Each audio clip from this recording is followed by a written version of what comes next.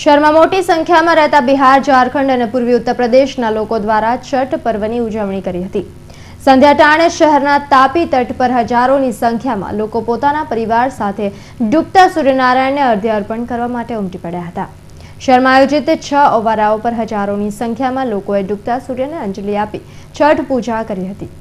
સુરતમાં રહેતા લાખો ઉત્તર ભારતીય પરિવારો દ્વારા રવિવારે સાંજે નદી તેમજ તળાવના પાણીમાં ઊભા રહીને ડૂબતા સૂર્યને અર્ઘ્ય આપી પૂજા કરી હતી। દુનિયામાં મોટા ભાગના લોકો ઉગતા સૂરજની પૂજા કરે છે, પરંતુ હિન્દુ સમાજમાં છઠ પૂજામાં ડૂબતા સૂર્યની પૂજા કરવાનો અનેરો મહિમા છે।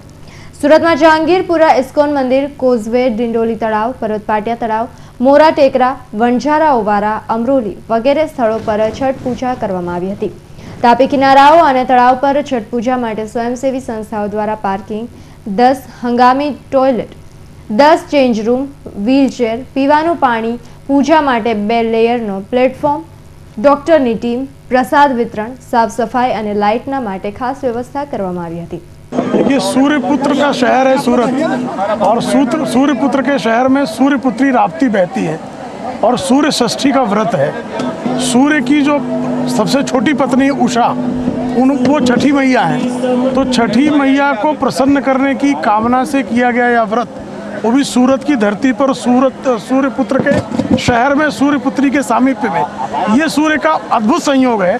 ईश्वर जो लोग भी इस भक्ति में के कार्यक्रम में शामिल हैं, जो आयोजक हैं, जो इसके लिए सुविधाएं उपलब्ध कराते हैं, उन सबके जीवन में जो है सूर्य प्रकाश भरे, यही कामना।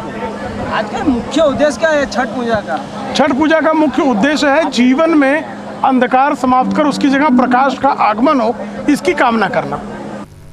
फायर ब्रिगेडे दरेक किनारे बोट, तरवैया, लाइट, जेकेट वगैरह व्यवस्था कराई હતી।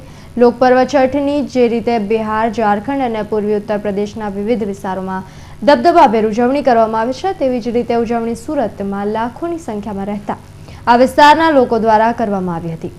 બિહાર વિકાસ પરિષદ દ્વારા મુખ્ય છઠ પૂજન કાર્યક્રમ જહાંગીરપુરા ઇસ્કોન મંદિર ખાતે તાપી તટે કરવામાં આવ્યો હતો। આ પ્રસંગે 400 ફૂટ લાંબુ પ્લેટફોર્મ બનાવવામાં આવ્યું હતું। Bureau report, Hind TV news, Surat.